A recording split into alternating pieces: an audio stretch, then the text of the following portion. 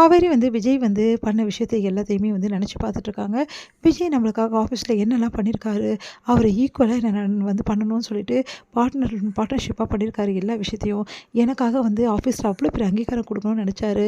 நான் எல்லாத்தையுமே வந்து தப்பாக புரிஞ்சுக்கிட்டேன் அப்படின்னு சொல்லிட்டு ஃபீல் பண்ணுறாங்க. விஜய் வந்து மெசேஜ் அனுப்பிச்சிட்ருக்காரு. தூங்குனியா சாப்பிட்டியான்னு கேட்டுட்டு காவேரி வந்து மெசேஜ் அனுப்பிச்சிட்ருக்காங்க. இங்கே வந்து நம்பிராஜன் வந்து அழுதுகிட்டே இருக்காரு. நம்ம வெண்ணிலாவை பார்த்து அவரால் தாங்கிக்கவே முடியல, அப்படியே அழுதுகிட்டே இருக்காரு.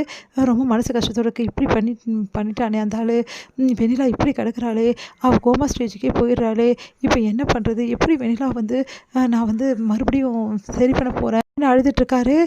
உடனே வந்து அந்த டைமில் கரெக்டாக அங்கே வராரு பசுபதி. பசுபதி பார்த்தோட அதிர்ச்சி அடையாரு. நீங்கள் எதுக்கு இங்கே வந்தீங்க அப்படின்றாரு. நான் வராமல் அதான் சேர்த்து விட்டதே நான் தான். அது மட்டுமா பண்ணீங்க, வெண்ணிலா இந்த நிலைமையில் இருக்கிறதுக்கு நீங்கள் தானே காரணம்.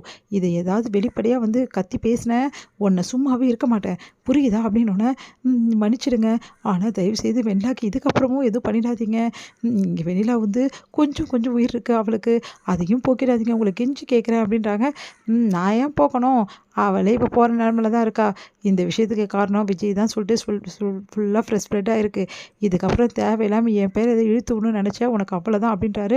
இங்கே பாருங்கள், உங்கள் பேருனாலும் நான் சொல்ல மாட்டேன், தயவுசெய்து என்னை விட்டுருங்க அப்படின்றாங்க. அது எப்படி விட முடியும், இங்கே பார், இந்த வெண்ணிலா இங்கே இருக்கிற வரைக்கும், இங்கே பிரச்சனை ஆகிற வரைக்கும் நீ ஏன் கூட தான் இருக்கணும், அதனால் ஒழுங்காக என் வீட்டுக்கு வந்து சேரு, நான் எப்படிங்க வெண்ணிலா விட்டுட்டு வர முடியும் அப்படின்னோடனே, அதெல்லாம் வந்து முடியாது, நீ வந்து தான் ஆகணும் அப்படின்னு சொல்லிட்டு கையோடு கூட்டிகிட்டு போகிறாரு. இங்கே காவேரி வராங்க.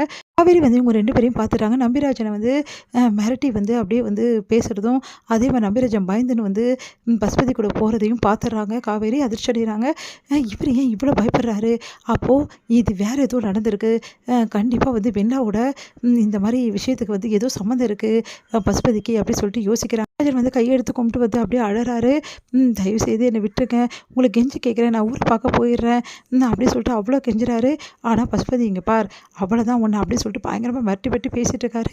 இது எல்லாத்தையுமே வந்து காவேரி வந்து அப்படியே வந்து வெளியே இருந்து கேட்குறாங்க. அப்படியே பார்த்துட்டே இருக்காங்க மறைவில் இருந்துட்டு.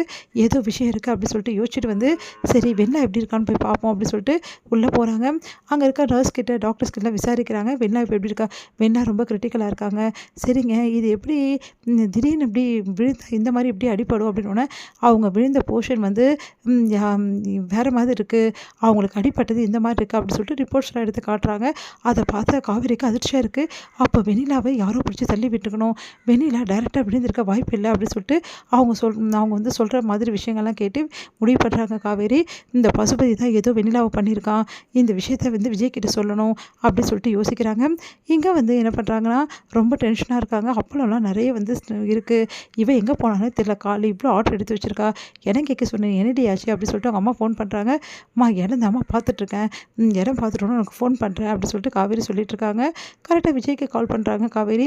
என்ன காவேரி என்ன ஆச்சுன்னொன்னே, இல்லைங்க இங்கே வந்து பார்க்க வந்தேன் அப்படின்னோடனே அதிர்ச்சி அடைகிறேன். நீ எதுக்கு காவேரி அங்கே போகிற அப்படின்னு. வேறு வழி இல்லைங்க, நம்ம இந்த பிரச்சனையை தீர்க்கணும்னா வந்து தானே ஆகணும், போலீஸ் ஏதாவது பிரச்சனை பண்ண போகிறாங்க, அதெல்லாம் நான் பார்த்துக்குறேங்க, இப்போ போலீஸ் ஸ்டேஷனுக்கு தான் போயிட்டுருக்கேன். எதுக்கு காவேரின்னொன்னே, ஒரு முக்கியமான விஷயம் எனக்கு கிடச்சிருக்குங்க, அதை பற்றி போலீஸ்கிட்ட சொல்ல போகிறேன். நீ என்ன சொல்கிற காவேரி, என்ன கிடச்சிருக்கு அப்படின்னோடனே நடந்த விஷயத்தை எல்லாத்தையுமே வந்து காவேரி சொல்கிறாங்க. இந்த மாதிரி நம்பிராஜன் வந்து பதுங்கி பேசுனது, நம்பிராஜனும் பேசினது எல்லா விஷயத்தையுமே சொல்கிறாங்க. என்ன காவேரி சொல்கிற, அதே மாதிரி இங்கே ரிப்போர்ட்ஸும் வந்திருக்குங்க, அதில் வந்து டைரெக்டாக போயிட்டு விழுந்தால் இந்த அளவு வந்து எஃபெக்டிவாக இருக்காது, இந்த அளவு பின்னாடிலாம் அடிபட்டிருக்காது, முன்னாடி பின்னாடி அடிபட்டதில் நிறைய வந்து பிரச்சனைகள் இருக்குன்றாங்கன்னு விஜய் அதிர்ச்சி அடைகிறாரு. நிஜமாக காவேரின்னு